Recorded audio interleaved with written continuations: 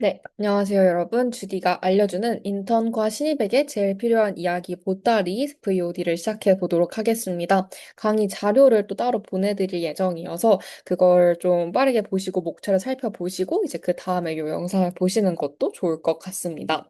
네, 일단 오늘 드리고 싶은 이야기는 크게 세 가지 꼭지로 마련이 되었습니다. 사실 원래 제가 그 약속을 드렸던 것은 이제 FAQ 열선이었는데 사실 막상 준비를 하다 보니까 FAQ보다 좀 더 드리고 싶은 말씀들이 있는데 약간 이런 생각이 들어서 좀 더 많은 이야기들을 준비하게 되었어요. 그래서 첫 번째로는 이제 일잘러가 진짜 되기 위해서 제가 생각했을 때 중요한 역량을 좀 말씀드리고 싶고 그다음에 두 번째로 이제 결국은 회고를 굉장히 강조를 드리고 싶고요. 그다음에 세 번째 파트로 원래 약속드렸던 인턴 신입 FAQ 10개를 뽑아서 공유 드리도록 하겠습니다. 네, 첫 번째로 이 인턴십 일잘러가 되기 위해선 어떻게 해야 할까라는 주제로 말씀을 드리고 싶은데요. 저도 당연히 제가 뭐 세상에서 가장 일을 잘하는 사람이다 이런 거는 아니었고 다만 이제 인턴으로도 일을 많이 해봤고 항상 좀 사수님들께 좋은 평을 받기도 했었고 그리고 이제 제가 제일 마지막으로 다녔던 회사에서는 인턴으로 이제 입사를 해서 원래 해당 회사는 이제 체험형 3개월을 하고 그다음에 수습 3개월을 하고 그리고 나서 이제 정규직이 되는 형태로 좀 회사가 돌아갔었는데 제가 이제 6주 만에 너 그냥 정규직 바로 할래? 이렇게 제의를 받고 정규직 전환이 되었었습니다. 그래서 이제 좀 나는 뭐 어떻게 그 인턴에서 신입으로 빠르게 전환이 될 수 있었을까를 고민해 봤을 때 이런 생각들을 좀 하고 역량들을 길렀기 때문이 아니었을까라는 생각으로 여러분들께 해당 내용을 공유 드리고 싶었습니다.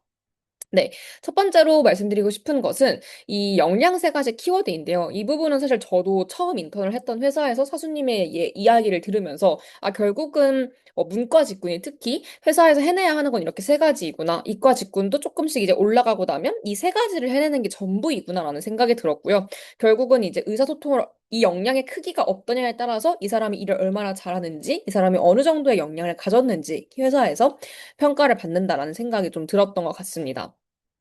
의사소통 역량, 문제 해결 역량, 그리고 의사결정 역량인데요. 의사소통이라는 것은 크게 두 개로 나뉘죠. 말과 글로 일단 나뉩니다. 그래서 여러분들이 이제 이렇게 개발자에게 가서 혹은 뭐 내 사수에게 가서 이러이러한 지금 일이 있다라고 말로써 설명해야 되는 경우들이 있고요. 혹은 회의를 통해서 말로 설명해야 되는 경우들이 있고 외부 고객사와 만나서 미팅을 해서 말로 설명하는 경우들이 있습니다. 따라서 이제 말을 굉장히 구조적으로 함으로써 뭐 첫째, 둘째, 셋째를 짚어주신다거나 아니면 애초에 말을 시작하기 전에 제가 오늘 이야기를 할 어젠다는 이런 것들이 있습니다를 미리 말해준다. 이런 것들을 통해서 이 듣는 사람으로 하여금 여러분께서 전달하고자 하는 의견이나 내용이 무엇인지 명확하게 파악할 수 있도록 해주는 거 굉장히 중요하고요. 두 번째로는 이제 글이죠. 여러분들이 슬랙을 회사에서 쓰신다면 슬랙 메시지가 될 수도 있고 이메일이 될 수도 있고 혹은 발표 자료 아니면 고객사에게 보내는 어떤 소개서나 뭐 자료집 같은 것들이 될 수도 있어요. 결국은 이제 글로써 표현되는 그런 내용들을 봤을 때 이걸 또 읽어보는 사람으로 하여금 여러분들이 전달하고 싶은 내용이 무엇인지 지금 이걸 통해서 주장하고 싶은 바가 무엇인지, 내가 이 다음으로 무엇을 당신에게 요구하는 건지 같은 것을 명확하게 파악할 수 있게 하시는 것이 중요합니다. 그래서 커뮤니케이션 역량이라고 했을 때에는 내가 말과 글 둘 다 신경 쓰고 있는지 생각을 일단 해주셔야 하고요. 그 다음에 우리가 회사에 있을 때에는 내부 사람들과 외부 사람들로 크게 나뉘어요. 내부라는 건 우리 회사 사람들을 말하고 외부라는 거는 뭐 고객, 고객사 혹은 뭐 잠재 고객이나 그냥 협력사 같이 이제 우리 회사 밖에 있는 사람들이지만 일 때문에 만나는 사람들을 의미를 하죠. 직무에 따라서, 직군에 따라서 이제 내외부 사람들을 얼마나 만나는지가 조금씩 다를 수 있는데 결국은 내가 이 내부와의 소통을 할 때의 나만의 방식과 외부와의 소통을 할 때의 나만의 방식도 조금 다르게 이제 발현이 되는 것이 맞습니다.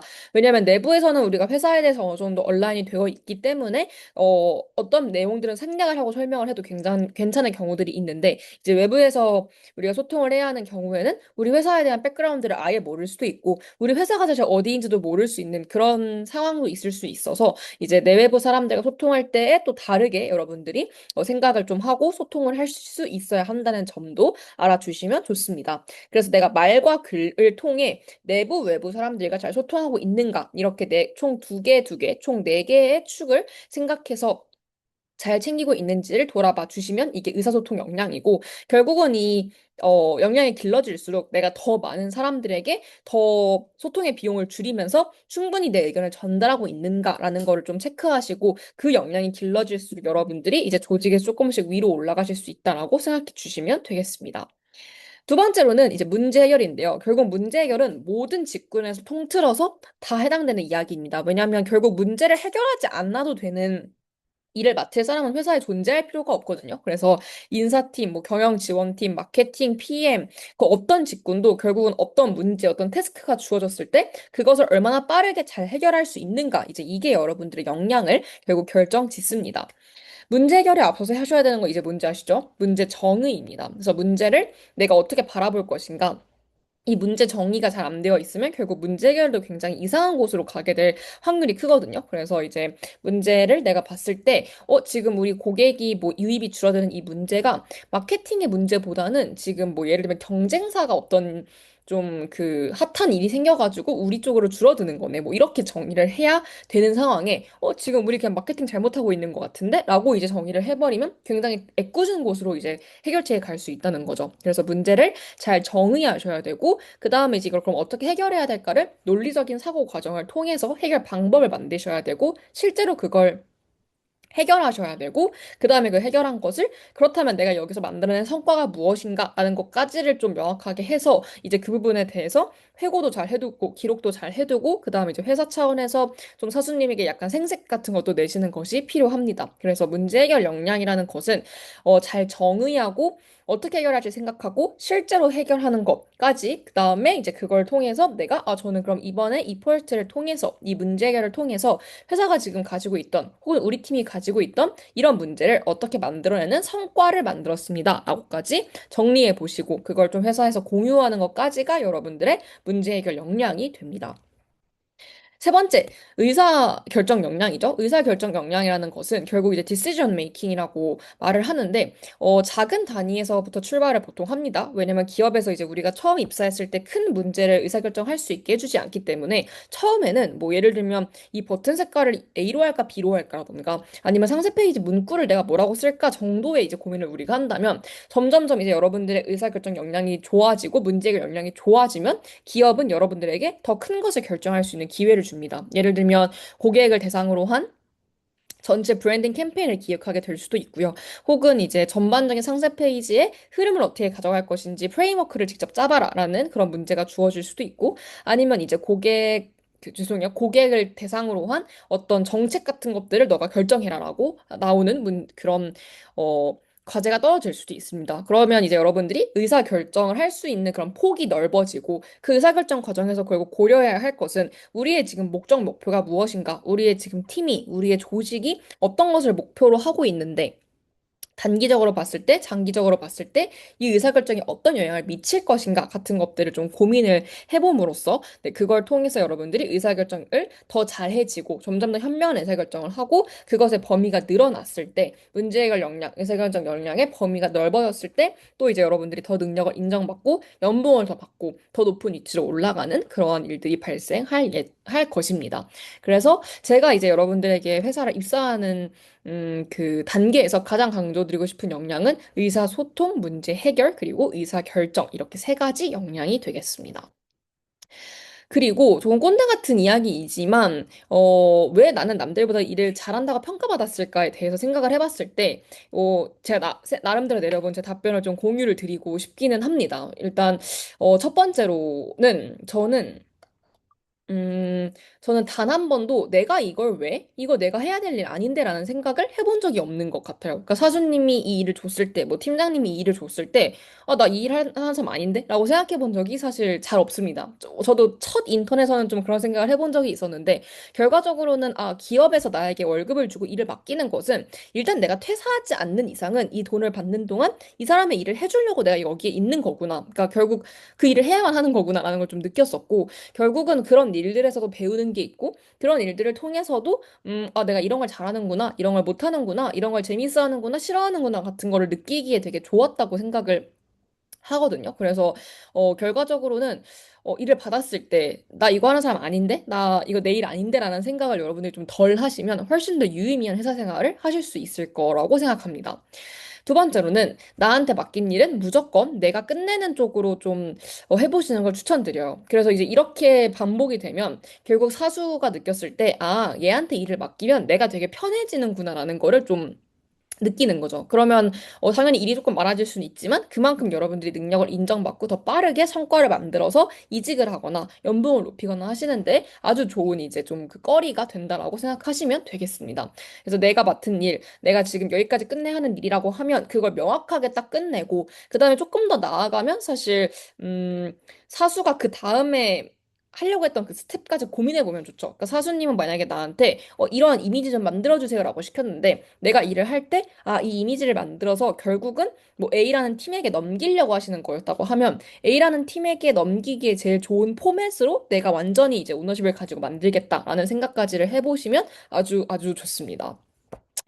네, 세 번째로는 기업의 비즈니스 관점에서 퍼널을 고려해봐라 라는 이야기를 좀 드리고 싶은데요. 이거는 앞이랑 조금 연결될 수 있는데 결국 무슨 얘기냐면 우리 회사는 결국 돈을 벌어야 돼요. 모든 회사는 돈을 벌어야 합니다, 여러분. 그러면 그 돈을 벌기 위한 비즈니스 모델이라는 게 있을 거예요. 예를 들어서 라라스윗이라고 쳐보면 일단 제품을 기획할 거고요. 그 전에 앞서서 뭐 시장 조사와 전략 기획이 있겠죠. 그 다음에 제품을 기획할 거고 실제로 이런 제품을 만들자라고 만들 거고요. 제조를 하고 막 한 다음에 상세 페이지를 만들어서 런칭을 하고 그 다음에 고객들과의 소통을 통해서 마케팅을 이제 하고 그 다음에 이제 실제로 판매를 하고 그럼 이제 CS를 또 책임지고 그 다음에 이제 후속 만족도 같은 거를 체크하는 팀이 있을 거고요. 이렇게 하나의 흐름이 사이클로 존재를 합니다.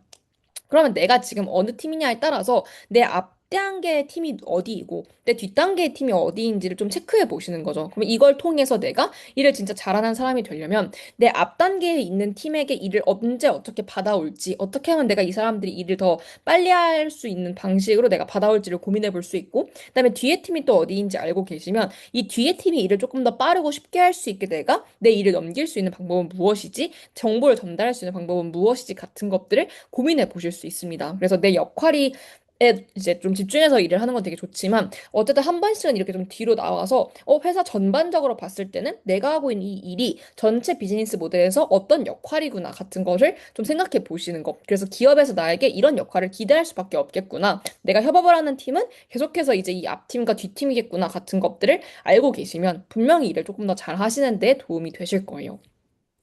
네 번째, 이는요.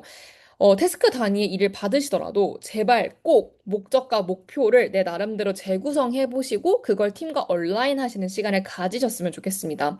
저도 이제 첫 인턴을 했을 때 첫날이었던 것 같아요, 거의. 사수님이 어떤 일을 시키셔가지고 제가 이제 막 그냥 시키는 대로 막 이렇게 했어요. 근데 이제 시키고 신 일을 들고 가서 보니까 조금 이상형 방향이었던 거죠. 근데 사수님이 저한테 뭐라고 하시길래 저는 그냥 되게 별 생각 없이, 근데 이거 그냥 땡땡님이 시키신 대로 한 건데요? 이렇게 얘기를 했는데, 이제 그날 엄청나게 혼났어요. 근데 당연히 그날은 좀 억울하긴 했는데, 생각해 보니까, 그러네. 이 일을 받았으면 뭔가 틀린 것 같은데 내가 그거를 이제 눈 가리고 일을 그냥 하면 결국은 일을 또 하게 되는 거기 때문에 어차피 조직이라는 게 일을 더 잘하고 빨리 일을 끝내고 집에 가는 그걸 위해서 존재하는 거라면 나는 이 사람이 일을 줬을 때 이 일을 지금 왜 시킨 거지? 고민해보고 우리의 목표가 뭐지를 고민해보고, 근데 그러면 이 사람이 지금 이 엑셀을 채우라고 했지만, 여기 지금 엑셀의 부분에 이게 빠져있는 것 같은데, 혹은 이 엑셀의 이 부분은 필요가 없는 것 같은데라는 걸 고민해보실 수 있는 거죠. 그랬을 때 내가, 그러면 지금, 땡땡님, 제가 생각했을 때는 목적이 이렇다라면, 이 부분이 추가된 채로 엑셀이 좀 짜져야 될 것 같은데, 혹시 어떻게 생각하시나요? 라고 물어보시고,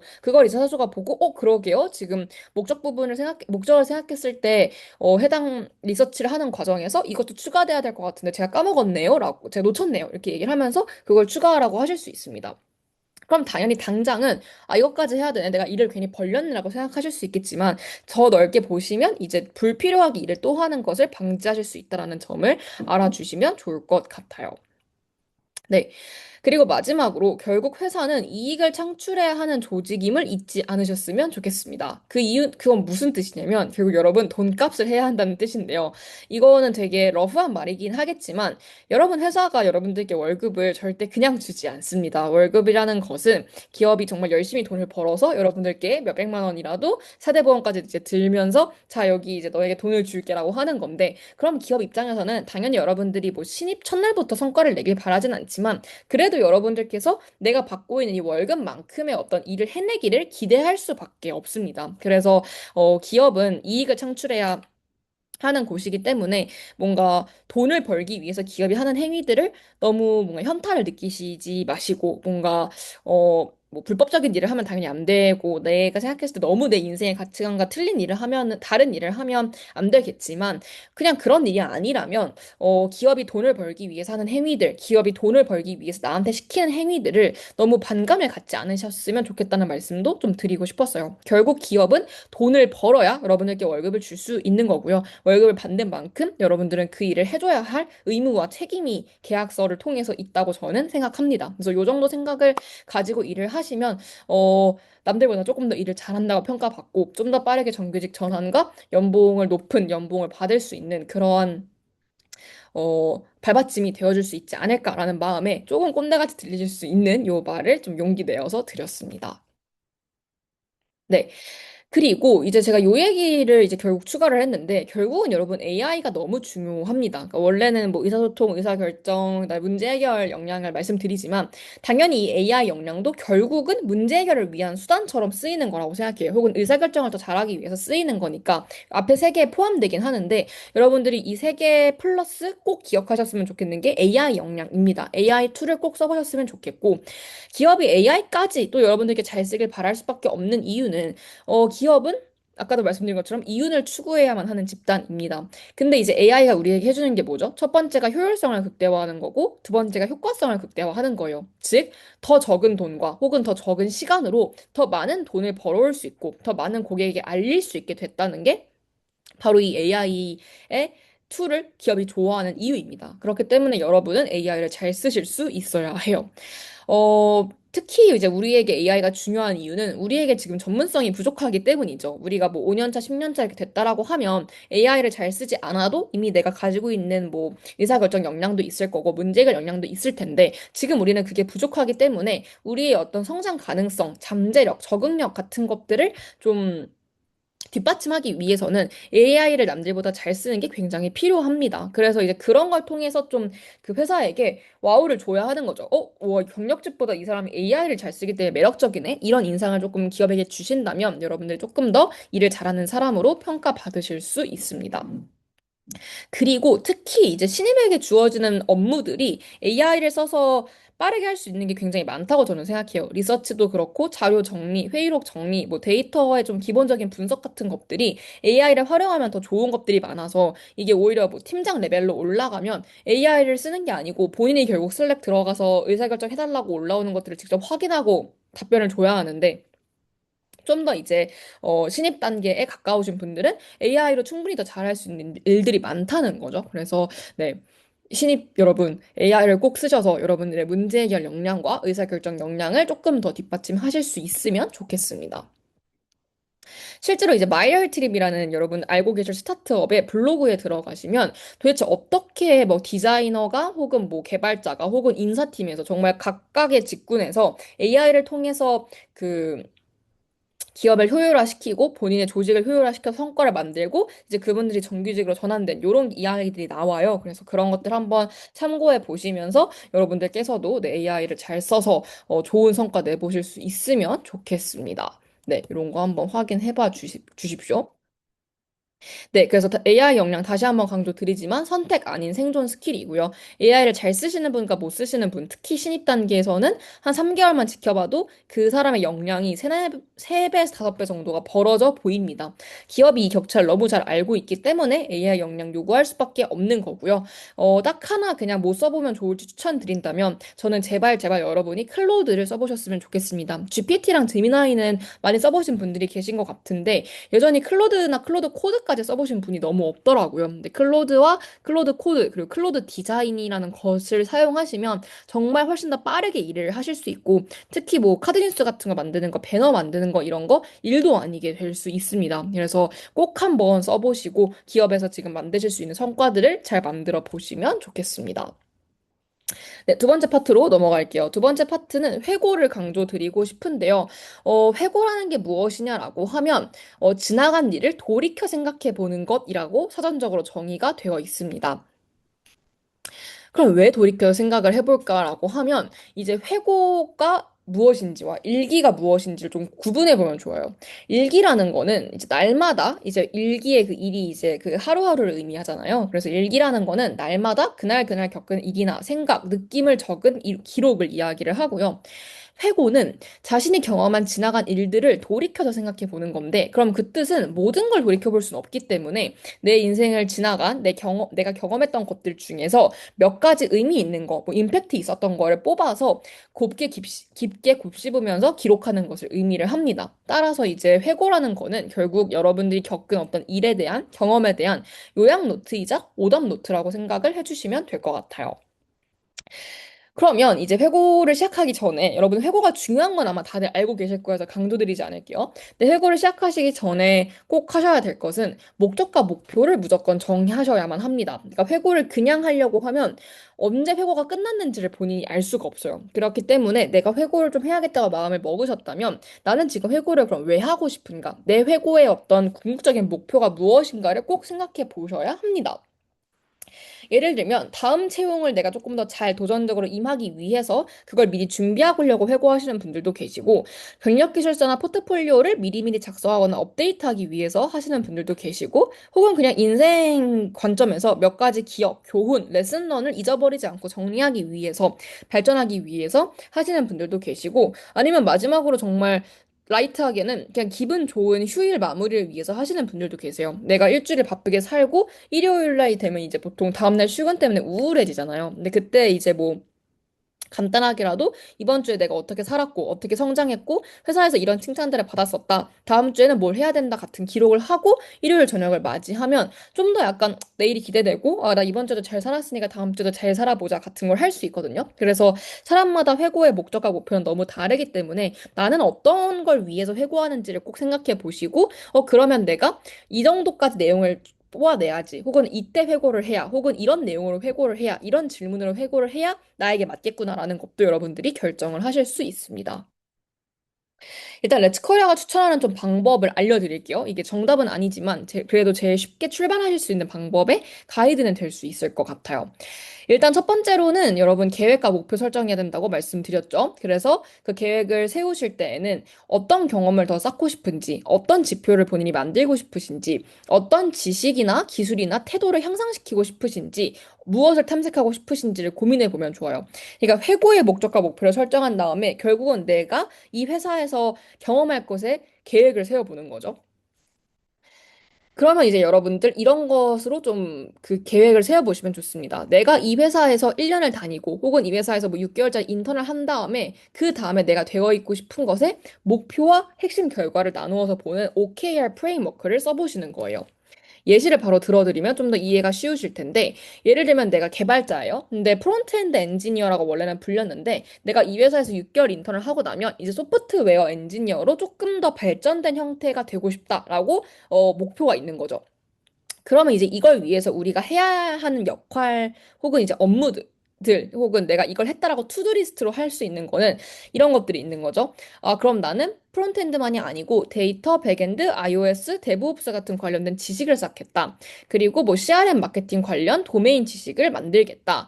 인턴 생활 동안 공부한 걸 모든 것을 노션에 자세하게 기록하겠다라고 함으로써 이걸 통해서 내가 결국 소프트웨어 엔지니어로 거듭나겠다라는 그 오브젝티브와 KR을 설정하시는 겁니다. 두 번째로, 나는 이 회사에 있는 동안 정말 이 회사의 제품 이해와 시장 분석을 통한 서비스 개선을 제안해내는 일을 꼭 하고 싶어. 이게 내 목표야라고 하면 그걸 위해서 내가 뭐 9월 내에서는 이런 시장을 파악하여서 10월 출시 예정인 앱을 분석하고 보고서를 작성할게. 그리고 출시 전으로 실증을 위한 사용자 피드백을 수집해서 뭐 팀에 제시하고 뭐를 반영할게. 그다음에 서비스 출시 후에 운영 효율성을 높이기 위한 프로세스를 제안해서 실제 운영에 적용할게. 이렇게 함으로써 내가 실제로 이 기업에 궁극적으로 해내주고 싶은 이 목표를 달성하기 위한 KR 1, 2, 3을 설정해 두실 수도 있습니다. 그래서 결국은 회고의 목적 목표를 설정하신 다음에는 그러면 내가 지금 이 기간 동안 무엇을 목표로 할 것인가를 정하는 거죠. 그래야 이제 우리가 회고를 할 때 이걸 기반으로 내가 잘 가고 있는가, 목표를 수정해야 될 필요는 없는가 같은 것들을 확인하실 수 있는 겁니다. 즉, 회고하실 때 키 리졸트, 액션 플랜에 맞추어서 내가 얼마나 움직였는지를 보셔야 되고, 구체적으로 얼마나 달성했는지를 보셔야 하고, 그래서 궁극적으로는 내가 설정한 이 오브젝티브와 내가 얼마나 가까워지고 있는지를 확인해 보실 수 있는 겁니다. 이걸 위해서 여러분들이 회고할 수 있는 방법 세 가지가 있는데요. 데일리, 몬슬리, 그리고 분기별 회고를 추천을 드리고 싶습니다. 일단 데일리는 사실 매일매일 하기는 너무 힘들고요. 저는 일주일에 한 두세 번 정도 추천을 드립니다. 이때 이제 여러분들이 쓰시면 좋을 템플릿은 Today I learned TIL이라고 내가 그냥 배운 거를 좀 위주로 작성을 해놓는 회고 방법을 쓰시거나 아니면 Key Problem Try라는 이제 프레임워크로 KPT 템플릿을 써보시면 좋아요. 이렇게 쓰실 때는 그냥 마구마구 기억나는 걸 작성해 두셔도 되고 최근에 오늘 받은 피드백이나 칭찬 같은 것들을 적어 두시면 좋습니다. 데일리 회고를 꼭 해주셔야 되는 이유는 다들 아시겠지만 하루만 지나도 어제 뭐 먹었는지도 기억 안 나는 게 이제 여러분들의 그리고 모든 이제 현대인의 현실이죠. 그래서 시간이 지나기 전에 뭐 월수금에 진짜 10분씩, 5분씩이라도 전철해서 내가 오늘 뭘 했는지 같은 것들을 좀 적어 두시면 나중에 아주 아주 좋은 소재로 써먹으실 수 있습니다. 몬슬리 회고는 월 1, 2회 정도를 이제 추천을 드리는데요. 이때는 조금 더 프로젝트 단위의 회고가 필요해요. 왜냐면 이제 우리가 매일매일 하는 일은 사실 전반적으로 투두에 가까운데, 한 달을 돌아보면, 내가 이번에 뭐 멤버십 플랜을 좀 팔아보는 업무를 맡아가지고 3주 동안 어떻게 해봤네? 라는 것들이 있을 수 있고, 아니면 이제 뭐 CRM을 캠페인을 개선해보는 일을 맡아서 한 달 동안 어떠한 걸 해봤네? 라는 것이 있을 수 있어요. 그래서 프로젝트 단위로 시츄에이션이 무엇이었고 문제가 뭐였고 행동을 어떻게 했더니 결과가 어땠고 그 과정에서 느낀 점은 무엇이며 내가 기른 역량은 무엇이다 같은 것을 정리해 두시면 이 또한 아주 유용하게 써먹으실 수 있습니다. 그래서 몬슬리 회고를 하신다면 네, 이렇게 좀 스타 템플릿을 활용해서 프로젝트 단위의 회고를 해두시는 걸 추천을 드려요. 그리고 마지막으로는 분기 반기별 회고인데요. 이때는 이제 결국은 이력서, 자기소개서, 포트폴리오를 좀 업데이트를 해보시면 좋고, 직무나 산업이나 회사에 대한 좀 회고를 통해서 다음 내가 커리어 스텝은 어디로 가고 싶은가를 고민해 보시면 좋습니다. 이게 무조건 이직을 하셔야 된다는 뜻이 아니라요. 내가 이 회사에 계속 있고 싶다고 해도, 그럼 어떻게 더 성장하고 싶은가? 뭐 다른 팀으로 가고 싶지 않은지, 혹은 이 팀에서 내가 뭐 3년 차로를 팀장이 되고 싶은데 그렇다면 내가 어떻게 해서 팀장까지의 역량을 기를 수 있을까? 이런 고민들을 해보셔야 한다는 뜻으로 말씀을 드리는 거예요. 그래서 이런 질문들에 답을 해보셨으면 좋겠어요. 처음보다 내가 좀 더 잘하게 된 업무, 성장하게 된 업무가 무엇이 있는지, 지식이나 툴을 더 이제 성장시킨 게 무엇이 있는지 고민해 보시고, 반복해서 좀 받은 피드백이나 지적이 있다면 그게 무엇인지, 결과가 기대에 미치지 못했다고 생각하는 점이 있다면 무엇인지 고민해 보셨으면 좋겠습니다.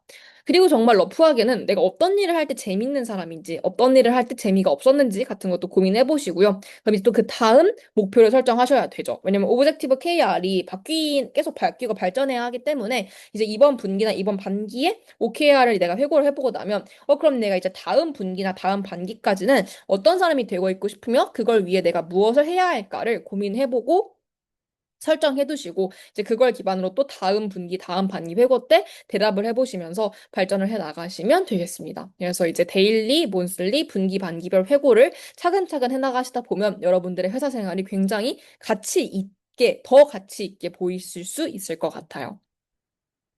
네, 다음으로는 이제 마지막 파트로 인턴십에게 제일 필요한 FAQ 10개를 좀 준비를 해 보았습니다. 앞에 두 개보단 조금 더 라이트하게 빠르게 얘기를 드릴 수 있는 부분이어서 네, 마지막까지 집중해서 들어주시면 그래도 도움이 좀 되지 않을까 생각합니다.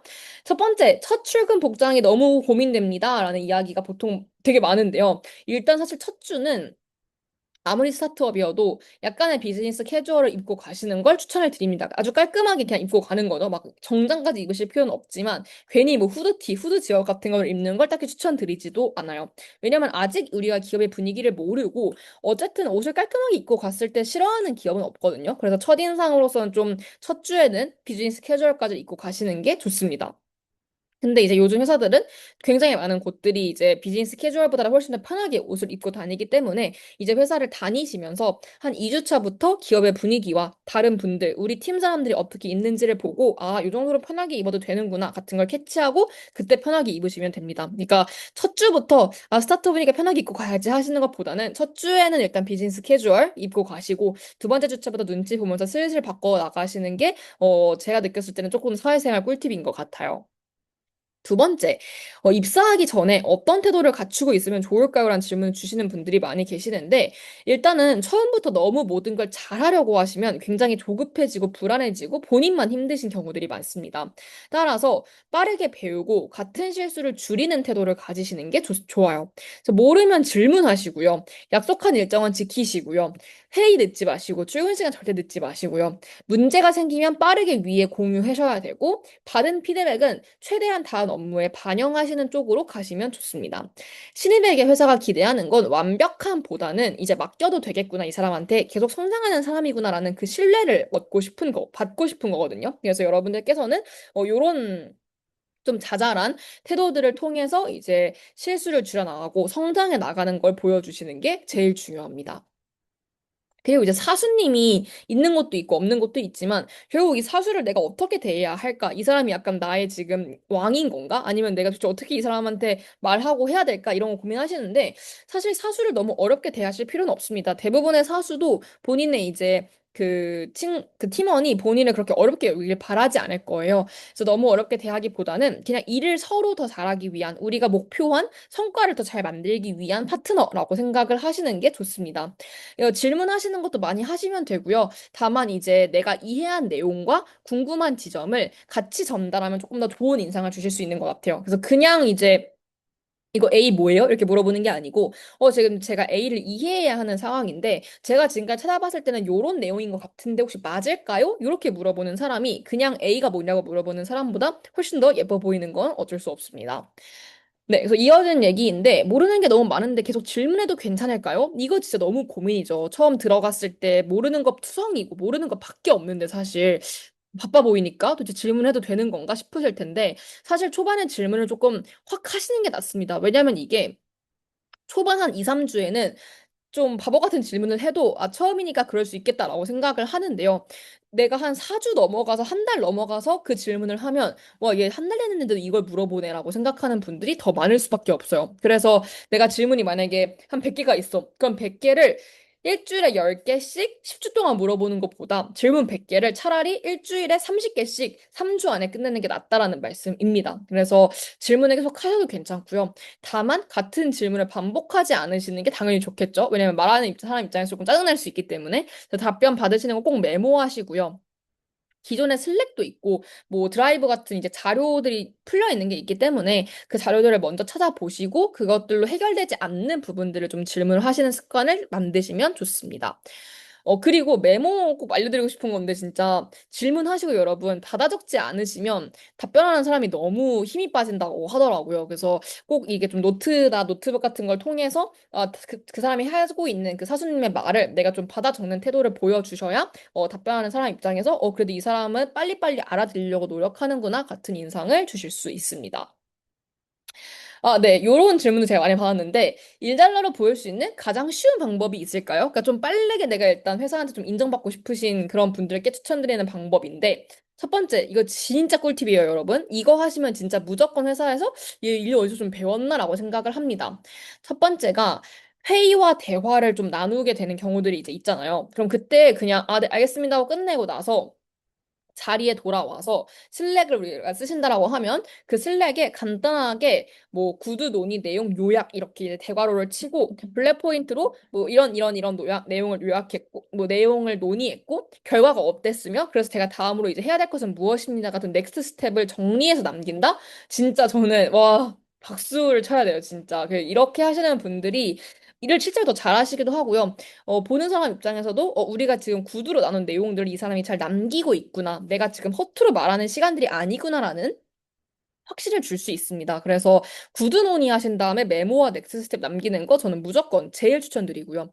두 번째는 누가 시키지 않아도 기한으로 소통하는 사람이 무조건 좋습니다. 그리고 당연히 기한을 지키시는 게 중요하죠. 그래서 예를 들어서 사수가 A라는 일을 그냥 시켜요. 근데 그 사수는 기한을 말하지 않고 다혜님 이것 좀 해주세요라고 시켰는데 이제 그걸 제가 일을 받은 다음에 이렇게 보는 거죠. 이거 그럼 이거 채우는데 1시간 걸리고 이거 찾아보는데 1시간 걸리니까 한 2시간 걸리겠다라고 하면 제가 이제 답변으로 네, 그러면 오늘 6시까지 드리겠습니다라고 하고 뭐 좀 긴 프로젝트라고 해도 그럼 해당 내용은 제가 8월 27일까지 한번 끝내서 보내드리도록 하겠습니다 라고 얘기를 하면 거기서 또 사수님이 박수를 치실 겁니다. 그래서 이렇게 기한을 내가 내 나름대로 정하고 그 업무의 좀 그 순서들을 정해놓는 거 하고 그래서 이제 누군가가 너 지금 무슨 일 하고 있어라고 했을 때 8월 21일까지는 요 일을 끝낼 거고 8월 23일까지는 이 일을 끝낼 거예요를 말할 수 있는 상태가 되신다? 너무너무 좋은 일잘러가 됩니다. 그리고 세 번째, 좀 꼰대처럼 들리는 거 알고 있어요. 그래도 여러분, 이거 어쩔 수 없습니다. 사회생활이라는 게, 아침에 15분 정도 일찍 출근하시는 분을 당연히 회사에서는 예뻐할 수밖에 없습니다. 왜냐면 우리가 초반에는 좀 헤맬 수밖에 없어요. 그러니까 노트북 켜는 것도 하다못해 헤맬 거고, 이제 앉아가지고 뭐 홈페이지를 켜고, 우리의 뭐 어드민 페이지를 켜고, 슬랙을 켜고, 드라이브를 켜고 하는 것도 조금 더 느릴 수밖에 없어요. 그러면 내가 아침에 그래도 조금 더 일찍 가서 책상 세팅하고 노트북 켜고 그런 거 조금 더 미리 열어보는 것들 쌓여있는 슬랙 조금 더 미리 읽어보시는 것들이 여러분들이 일을 더 잘하시는데 도움이 될 수밖에 없습니다. 그래서 요거 참고해 주시고 그리고 초반에는 퇴근 전에 사수님께 말을 하면 좋은 것 같아요. 근데 이게 무슨 군대처럼 보고하라는 느낌이 아니고요. 사수가 어쨌든 이 사람한테 시키고 싶은 게 있었을 수도 있고 여러분들도 오늘 꼭 끝내야 되는데 놓치는 게 있으실 수도 있잖아요. 그러니까 이제 그 퇴근하시기 전에 사수님 이름이 다혜라고 하면 다혜님 저 이제 퇴근해 보려고 하는데 혹시 뭐 더 필요하신 거 있을까요? 라고 물어본다거나, 뭐, 퇴근 딱 할 때 말하면 뭐가, 뭐 시킬까 봐 두려우신다면, 퇴근하시긴 1시간 전쯤에, 다혜님, 저 오늘 이런 업무 끝냈는데, 혹시 제가 오늘 더 하고 가야 될 업무가 있을까요?를 물어보시면, 당연히 이것도 여러분들 일잘로로 보일 수밖에 없어요. 왜냐면 그러니까 팀 입장에서는 이 사람이 팀 플레이어구나라는 인상을 주실 수 있는 거죠. 그래서 초반에는 퇴근 전에 사수에게 좀 이야기하고, 한 그렇게 2, 3주 정도 보내고, 사수가 나한테 퇴근 전에 딱히 일을 시키는 사람이 아니구나라는 걸 좀 느끼시면 그 다음부터는 네, 그냥 편하게 퇴근하시면 됩니다. 다음 질문. 이것도 또 많은 분들의 특히 좀 내향형이신 분들의 좀 질문이 많이 있는 부분인데 회사 사람들과 꼭 친해져야 하나요? 라고 질문하시는 분들이 계세요. 근데 당연히 모두랑 친해지실 필요는 없습니다. 다만 편하게 협업하실 수 있는 관계가 되는 거는 좀 필요한 것 같아요. 그래서 인사하시는 거나 감사 표현하기, 뭔가 내가 이 팀한테 뭘 부탁했는데 이 사람이 빨리 처리해줬어.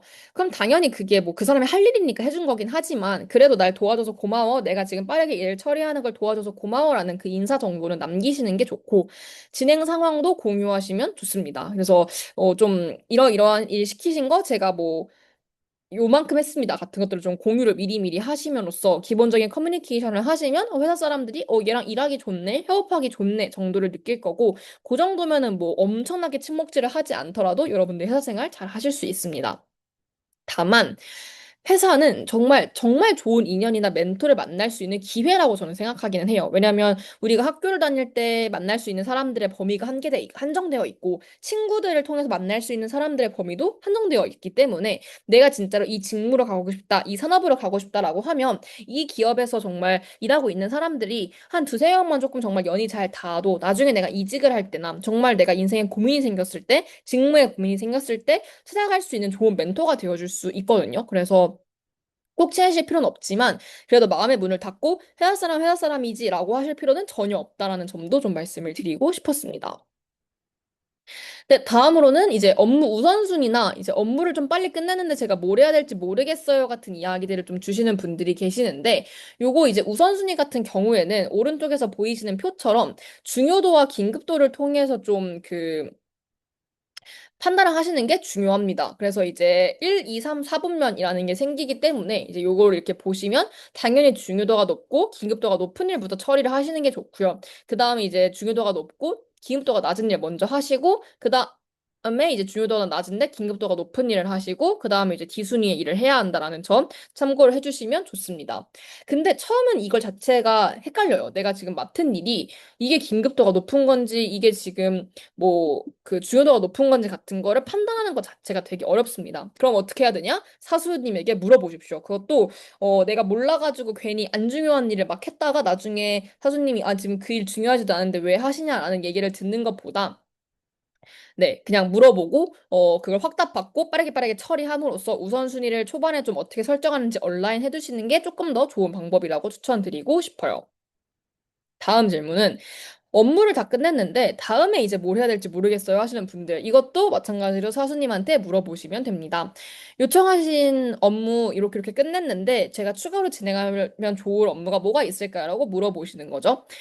당연히 여러분 그냥 나는 회사 편하게 다니고 싶다 월급 루팡하고 싶다 하시면 그냥 가만히 계시면 됩니다. 하지만 제가 오늘 준비한 이야기는 일 어떻게 더 잘할 수 있을까? 일잘러 되기 위하면 어떻게 해야 될까에 대한 이야기이기 때문에 이것도 그냥 가만히 전전긍긍 하시는 것보다 그냥 빠르게 사수나 옆에 팀원에게 좀 물어보고 이 사람은 그럼 굉장히 내 일을 도와주고 싶어 하는 사람이구나 같은 인상을 상대에게 남기는 게 더 저는 영리한 방법이라고 생각합니다. 마지막 질문인데요. 이직이나 이제 정규직으로 이제 옮겨가셔야 하시는 분들, 뭐 공채를 조금 해보시라고 하시는 분들은 결국 이 회사와 다음을 위한 어떤 거를 병행하시는 경우가 있어요. 그럼 이 병행을 할 때 너무 이 사실 시간이 없고 체력도 이제 부족하고 힘드실 텐데, 이제 요때 어떻게 해야 되는지 질문 주시는 분들이 많이 있습니다. 첫 번째로는 현재 일을 해치지 않는 선에서 준비를 조금씩 조금씩 상시화하시는 게 좋습니다. 그래서 공고가 뜬 다음에 한꺼번에 준비하려고 하시면 지치기 때문에 제가 앞에서 말씀드렸던 회고 같은 것들을 통해서 이제 미리미리 이력서, 경력기술서, 포트폴리오를 조금씩 업데이트 해두시는 게 좋고요. 실제 지원을 해야 되는 그 기간이 됐다라고 하면 뭐 정해진 어떤 시간을 좀 확보를 하셔가지고 루틴을 만드시면 좋습니다. 제가 실제로 이제 이직 준비를 하시는 분들을 봤을 때에는 출근 전 1시간, 혹은 퇴근 후 1시간, 자기 전 1시간을 좀 확보를 하시거나, 그러니까 셋 중에 하나를 확보하시거나, 아니면 나는 평일엔 도무지 못하겠다 하시는 분들은 주말 하루 정도를 통으로 비워두시는 경우들이 좀 있는 것 같아요. 특히 제가 추천드리는 건 사실 퇴근 후 1시간이긴 합니다. 좀, 왜냐면 집에 가는 순간 여러분들이 뭘 하기 싫어지기 때문에 웬만하면 좀 제가 추천드리는 것은 네. 퇴근 후 1시간을 좀 할애를 하셔가지고 집에 들어가기 전에 카페에 가서 일을 조금 끝내고 이런 거 좀 이력서 업데이트, 경력 기술서 업데이트 혹은 경험 정리를 하신 다음에 퇴근을 하시면 아주 기분 좋게 퇴근을 하실 수 있고 평일에 아예 못 하겠다 하시는 분들은 토요일 하루 쉬신 다음에 일요일 날 늦잠 자고 한 오후 1시부터 8시 정도까지를 빼서 하시는 거 이런 것들을 좀 추천드리고 싶어요. 기억을 해주셔야 할 것이 사실 무엇보다 현재 회사에서의 경험이 불필요하지 않단 말이에요. 현재 회사에서 좋은 경험을 하고 성과를 만드는 게 다음 이직을 위한 발판이 되어주기 때문에 현재 회사를 너무 등한시하시거나 지금 회사에서 내가 뭐 이제 어차피 이직할 거니까 열심히 안 할래. 이런 것들은 여러분들께 딱히 좋은 영향을 주지 않는다는 점도 말씀드리고 싶습니다. 특히 레퍼 체크를 하는 곳들이 점점 요즘 많아지고 있기 때문에 레퍼 체크 같은 것들을 고려하셨을 때도 내가 지금 몸담고 있는 그 순간까지는 해당 회사에 최대한 충실하실 수 있으면 좋다라는 점도 말씀을 드리고 싶습니다. 제일 마지막으로 드리고 싶은 이야기는 제 추천 책을 세 가지 말씀을 드리고 싶은데요. 제일 먼저 추천드리는 책, 피터 드러커의 자기 경영 노트라는 책이고요. 저는 이거를 첫 인턴의 사수님이 추천을 해주셔서 읽었었는데 진짜 지금까지도 저 책에서부터 의거해서 제가 하는 것들이 여전히 많이 있는 것 같아요. 정말 많은 분들께 필독서로 불리는 책이지만 저도 다시 한번 추천드리고 조금 더 문제해결 역량이라는 거, 의사결정 역량이라는 것이 무엇인지를 더 잘 이해하실 수 있는 책으로 추천을 드리고 싶습니다. 나머지 두 권의 책은 신입사원으로서 좀 일을 할 때 어떤 습관을 좀 들이면 좋은지, 초반에 내가 일을 좀 잘하려면 어떻게 하면 좋은지 같은 거에 대한 꿀팁을 알려주는 그러한 책들이라서 두 개 다 한번 시간 되실 때 읽어보시면 좋을 것 같고, 하나를 추천하라고 한다면, 네, 피터 드러커의 자기 경영 노트를 추천을 드리면서 오늘 이야기를 좀 마무리 지으면 좋을 것 같습니다.